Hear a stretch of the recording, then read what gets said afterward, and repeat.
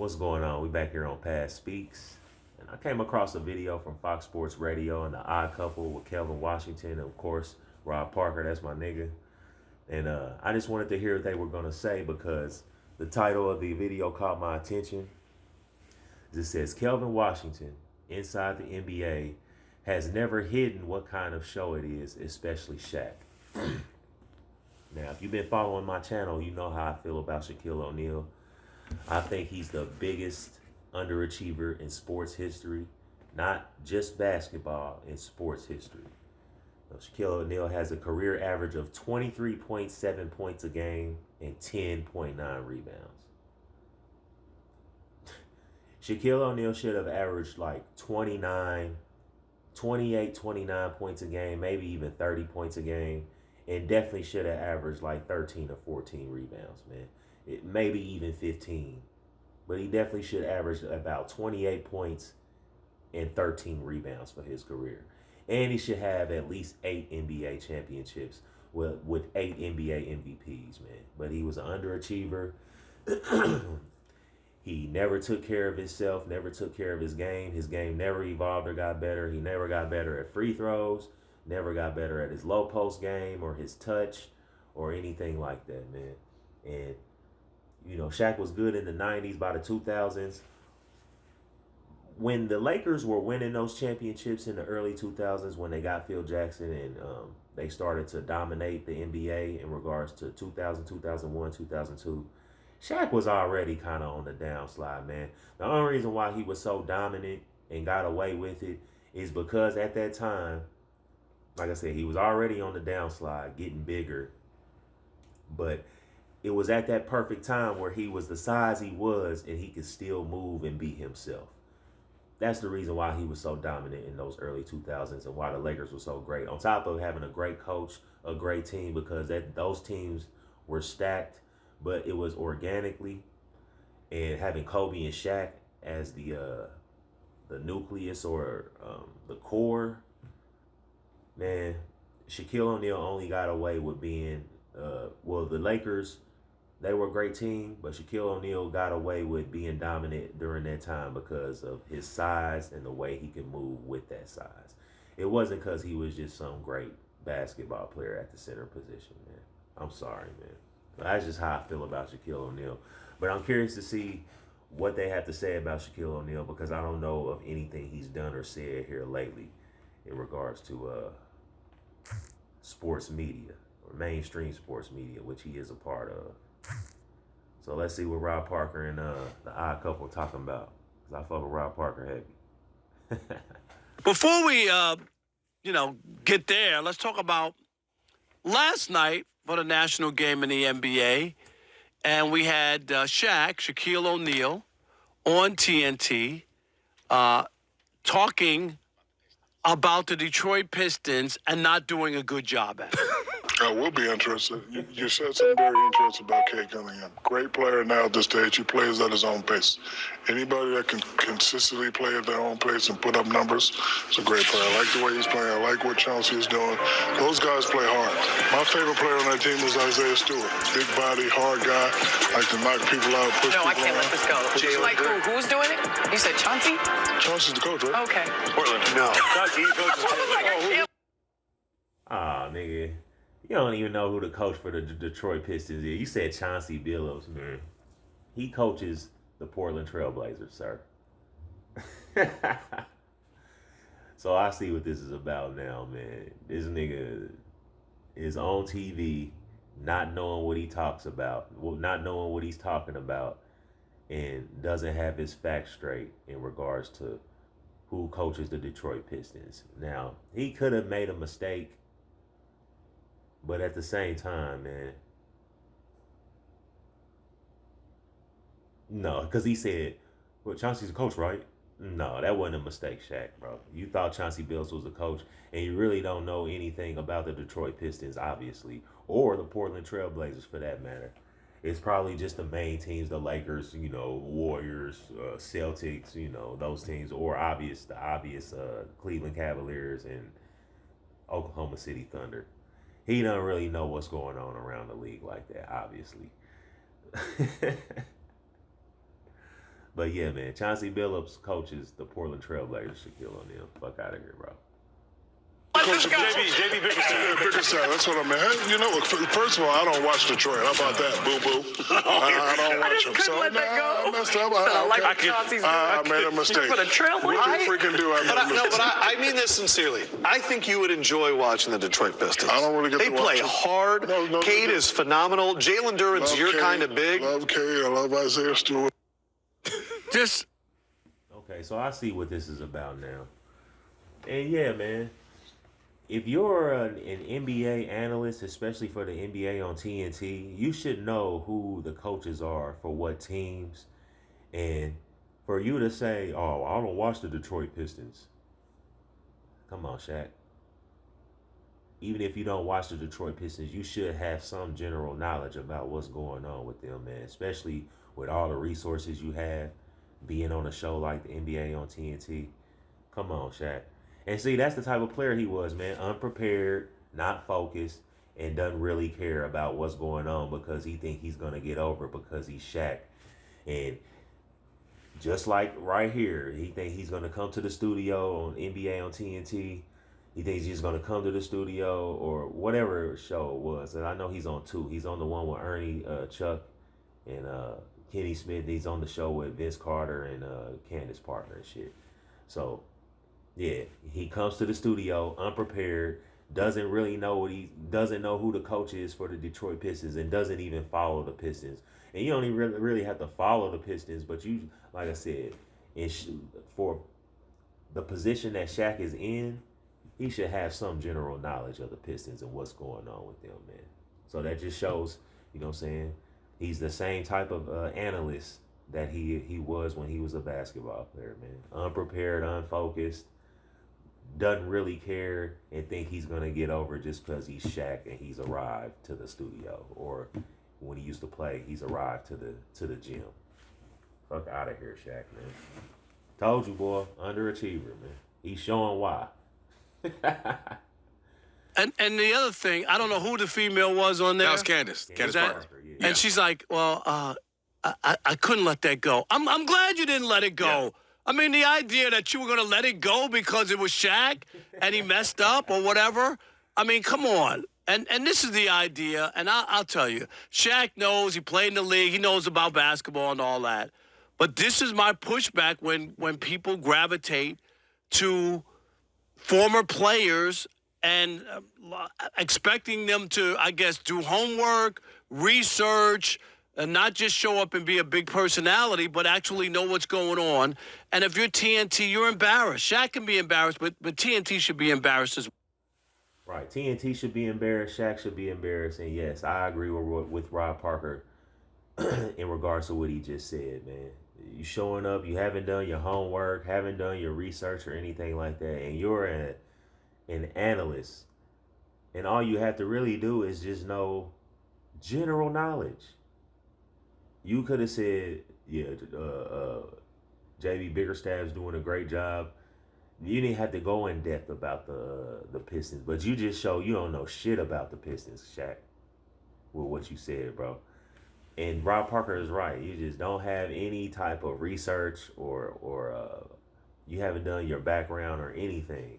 And then you just admit that you don't follow or watch the Pistons. It's like, bro. And then you just blatantly you're saying that, and then you say it the way that Shaq did, basically, I don't give a fuck, I don't care. That's the same type of basketball player he was, bro.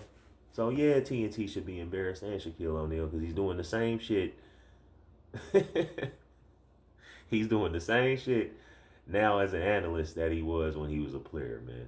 Not giving a fuck, not being prepared, not being focused. Kobe's probably rolling around in his grave right now. I'm sorry, my bad. Well, you know how many producers they have behind the scenes, right? A ton, yeah. And everything. And the idea that Shaq is going to go out on the set, sit there, they're talking about the Pistons, and he doesn't know who the coach is. Or that Chauncey Billups, who's an all-time great Pistons, helped the Pistons beat the Lakers in 2004. Sorry, Rob G. And was the finals Shaq MVP. Too. Maybe yeah, that's and why. Shaq. Maybe but you that's get why. my point. Yeah. Right, bro. Are Are you thinking about Chauncey Billups when he played for the Pistons, motherfucker? Like, what are you doing, Shaq? And the Pistons did beat them in 2004 when that was the Lakers. Now, the Lakers had great teams, but they were more organic. The Lakers had a super team. Well, I'm talking. Well, when they won their first 3 championships in the early 2000s, not first three, but with Shaq and Kobe, when they won those 3 championships in the early 2000s, they had great teams, man. From top to bottom, they were loaded, but it was organic. They lost in 2003 to the Spurs in the Western Conference Finals. I believe it was the Western Conference Finals, and Kobe was crying and all this shit. Then they came back the next year and they signed Karl Malone and Gary Payton. They had a super team. Kobe, Shaq, Karl Malone, Gary Payton, along with the other core players they had, like Derek Fisher. And Derek Fisher took a back seat to Gary Payton. So that's how bad they wanted to win. Derek Fisher gave up his starting position for Gary Payton. And the Lakers lost to the Pistons, man. And that they ended up going to the finals with that team and lost to the Pistons in the 2004 NBA Finals. The most disappointing loss down there in NBA Finals, well, recent NBA Finals history as far as the last 20, 25 years. That was worse than the 2011 Heat and Mavericks, man. Because the Pistons really came out of nowhere and beat them like that. And I think the Lakers only won one game. They only got one game, and I think that was game 2 of that series. So, Shaq, are you thinking about when the Pistons beat y'all ass in 2004 and they had Chauncey Billups leading the team at the point guard? Is that what you thinking? And they had Larry Brown was the coach. Yeah, man. And that's not to take anything from that Pistons team. That Pistons team was a damn good team, man. And they should have beat the Lakers, especially the way the Lakers were playing and Shaq and Kobe were beefing. It's just, and that's why I bring up, man, Shaq is a big underachiever, man. Because they honestly should have won that series. Yeah, the Pistons had a good team. And, well, yeah, the Pistons had a good team. The Lakers should have won that series. But the Pistons, man, but the Lakers, were having problems with Shaq and Kobe. That's the real reason why they didn't win, because there's no reason. If Shaq and Kobe were on the same page and there wasn't that distraction there with them two, they would have beat the Pistons, man. They just weren't on the same. Kobe and Shaq weren't on the same page, and they had too many distractions going on to beat a team like the Pistons, because the Pistons were a damn good team. And shit, that's why I always say Shaq is an underachiever, man. Because that should have been his 4th Finals MVP, and they blew it to the Pistons. So when people talk about LeBron James in the 2011 Finals with the Mavericks and Heat and LeBron James coming up short, let's not forget when Shaq, and Kobe too, but Shaq, man, let's not forget when Shaq came up short against the Pistons in the 2004 NBA Finals. And when Ben Wallace was really shutting his ass down and handing his ass to him, man, if that makes sense, man. But yeah, Ben Wallace was shutting Shaq down in that series, man, and giving Shaq, not necessarily giving him the business on offense, but on defense he was giving him the business, man. But yeah, man, Shaq's thinking about when Chauncey Billups and them beat their ass in 2004. And this is one of those things. And as a fan, I'm going to say this and let you go. What is it that you really want? Do you want to be educated or entertained? Because if you just want to be entertained, then he's the guy, Shaq. Mm-hmm. But if you want to be educated, then he's not the guy. Right. And we talk about this on this radio show all the time. Our goal is 2 things and have been for the last 7 years: fun and informative. Mm-hmm. We just can't have fun here. We got to give you some information. We got to inform you so that you can take that stuff back to your friends, understand what's going on, and have those kind of conversations. And that was a perfect thing to say, Rob Parker. You want to have fun, but you also want to be informative. And that's how Shaq went about his career in the NBA, and obviously what he's doing now, man. Shaq shows you who he is, man. When Shaq was playing, it was more about having fun and really taking the game serious and maintaining his condition. Well, Yeah, being in great shape and condition and maintaining that, and also maintaining his game and improving his game from that. Shaq just wanted to have fun, make music videos, be in movies, which all that is cool. You got to capitalize on shit. But man, Shaq just wanted to have fun, man. He didn't really take the game serious because he was so big and athletic that he felt like he didn't have to. And that's the same approach, obviously, that he has now in regards to being an analyst. Like, bro, Shaq, that's sad, my nigga. You don't even have your facts straight, man. And it's so easy for you to, like I said, with the resources that they have, being an analyst, like Rob Parker and Kelvin Washington, or just anybody in positions like this. The resources you have, you shouldn't be misinformed like that, or like giving out bad information or false inform or incorrect information like you did, man. I think that's what's made Inside the NBA the show, because Kenny the Jet gives you great insight, great, breakdown of the game. Ernie obviously is the maestro, giving you the facts and stacks and getting you in and out of the highlights, so you get that. But then Chuck and Shaq, at some point, let me tell you, Shaq, terrible, fantastic. They're going to have their fight, their little debate. They're going to argue about something. Shaq's going to get pushed into a Christmas tree. They're going to outrun. They're going to make fun of Kenny's knees. And that's, to me, the perfect balance. So the bigger conversation to me is what we as consumers of things need to understand now is you have access to any and everything you want. Gone are the days where you turn on the TV and it's force-fed to you. You turn on the radio, it's force-fed to you. You have options. If you want absolute nothing but pure basketball analysis, you have maybe more options than you've ever had in the history of the mankind now. We have over 3 million podcasts available. There are podcasts where they will break down one play for an hour. You have that.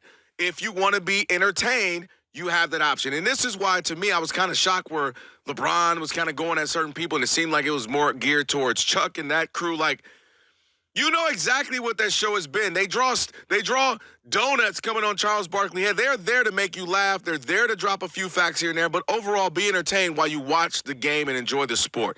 So you have to know what it is. Shaq ain't who I'm going for my great analysis. You know who I would? I understand what he's saying, yeah, bro. But at the same time, man, if you're working for TNT and this is the NBA on TNT and we broadcast NBA games, the analysts we have on our show when these games are going on and after, they need to know what they are talking about. So he's sitting here like he's making excuses for Shaquille O'Neal. Like, yeah, there are plenty of outlets you can go to if you want to be informed.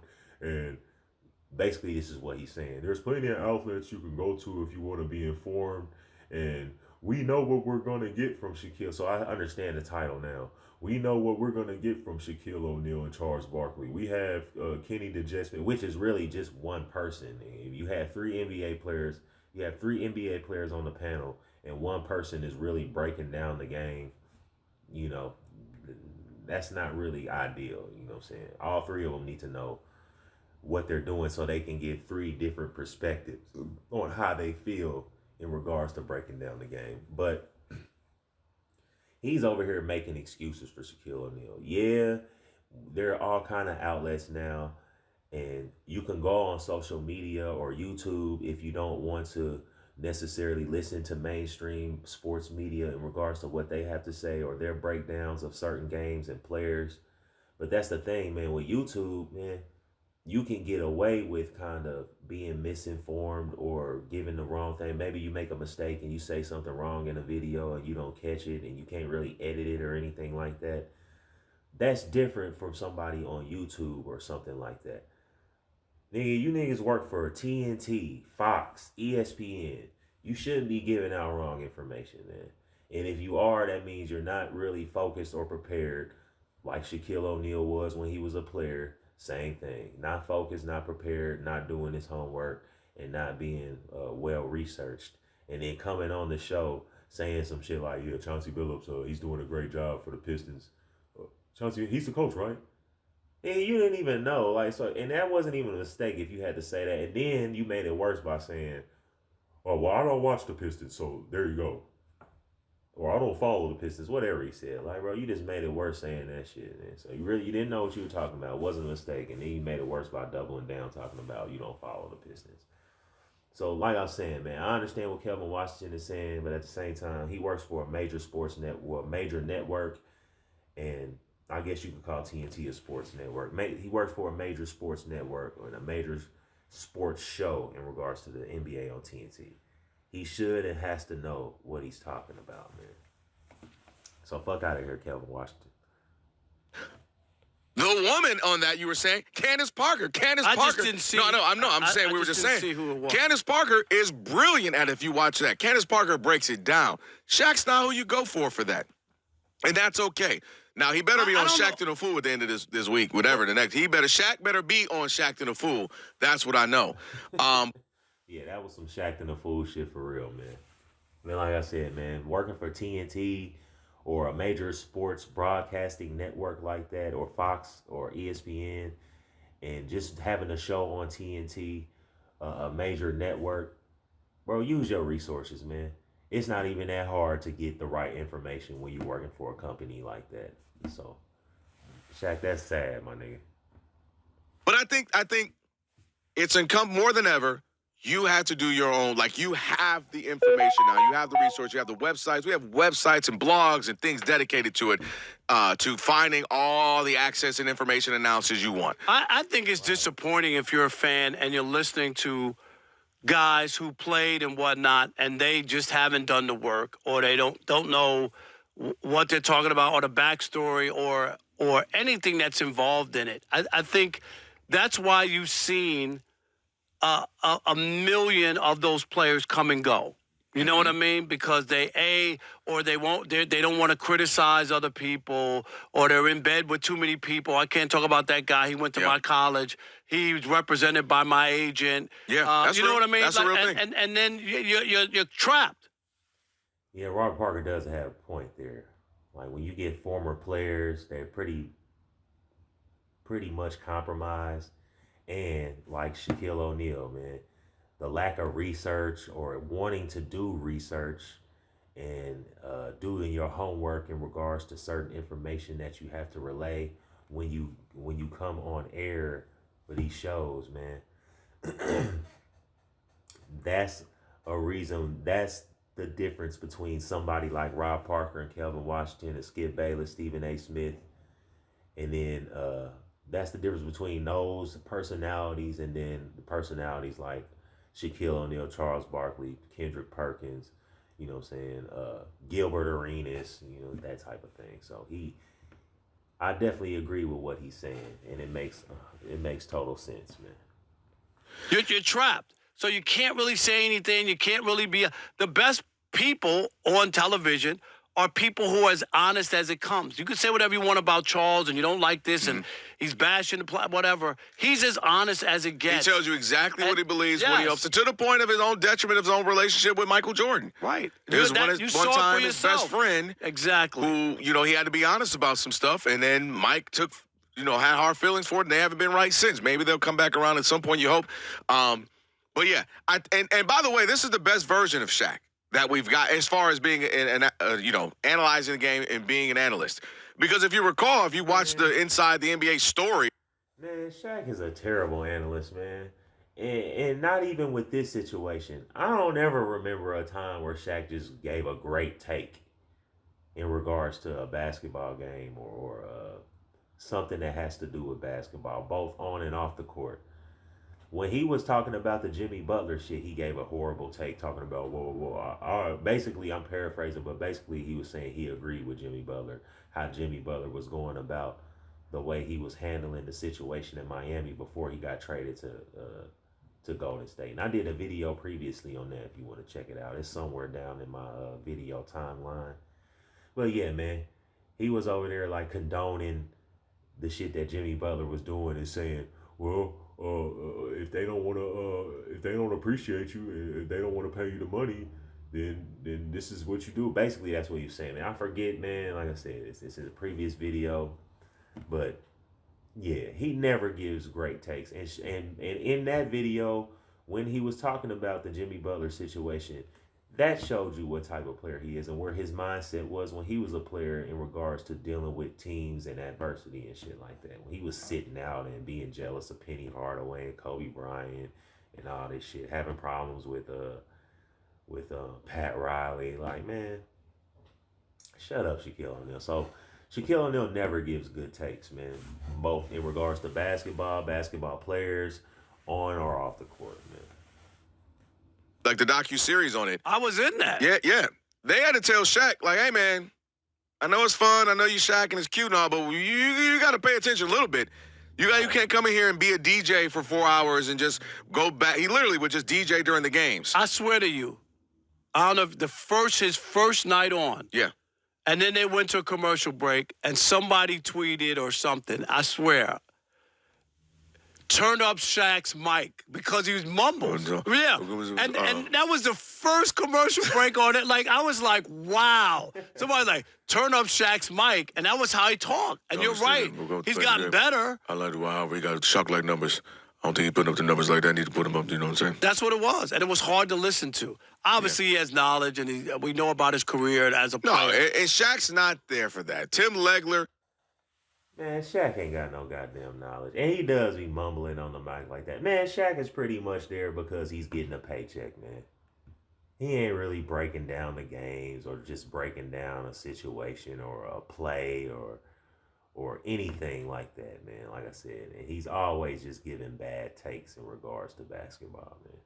And they're right, man. He does mumble on the motherfucker microphone and shit, man. Get the fuck out of here with Sugar. He ain't got no goddamn knowledge. If he does, he doesn't share it. It's great. No, but when you say he's not there for that, that doesn't mean you say Chauncey Billups is the coach of the Pistons. That's not being there for that. And I get what you're talking about, numbers and break. That's fine. Dude, you got to come Especially consider a couple things. One, Chauncey's a legendary. You should know that he's not like a random coach. Right. Sometimes like you know that name. Man on he beat you in 2004. Right. You don't know where Chauncey Billups is? And he has turned around the Portland team that actually been a team you got to really beat because they were horrible last year and a half. So, all right. When it comes to sports media, if you can't have both. Out here, you'd be hard. Yeah, man. They might be about to take calls after this, man. But yeah, Shaq is tripping, man. What'd he say? Like, you can't come here and just DJ, bro. You gotta pay attention. Like, yeah, man, fuck out of here. You ain't no goddamn DJ, Shaq. Get your big ass in the studio and do some research for the game tonight, nigga. Fuck out of here. Was Shaq to the fool thinking Chauncey Billups was the coach of the Pistons, had to get corrected. Wasn't, Shaq be a little sensitive about stuff like that. It's all good. It ain't the end of the world, but it looked bad. I mean, it's just one of those moments. But what do you go for when it comes to your sports shows? 877-99 on Fox. Who we got? All right, yeah, they about to start taking calls, man. But yeah, that was embarrassing, Shaq. And like I said, like Rob Parker said, it's Chauncey Billups, man. If anybody, I could see it like a J.B. Bickerstaff or the coach for the Brooklyn Nets or the coach for the Oklahoma City Thunder. Like, I don't know who they are at all, but you should know a player that you used to play against that beat y'all ass when he played for the Detroit Pistons in 2004. You should know where he's coaching, man. You should have that little knowledge at least, Shaq. Come on, man. But yeah, all in all, that was a cool little video, and I'm glad I found that out about Shaq because that just proves my point even more that Shaq is the biggest underachiever in sports history, and now he's being an underachiever in the sports analyst, with his sports analyst or basketball analyst career. Because like I said, I'm sure Shaquille O'Neal finessed his way to being in that position because he's Shaquille O'Neal. He ain't just sharing no just supreme or just even solid knowledge on basketball on that show. So why is Shaq here if he doesn't even have little facts like who the coach for the Detroit Pistons is? And if he doesn't know who the coach for the Detroit Pistons is, he doesn't know who the coach for the Portland Trail Blazers is, obviously. But yeah, man. I'm off Shaq for now, man. But yeah, Shaq, man, biggest underachiever in sports history, and now biggest underachiever in sports analyst history. That's all I got, man.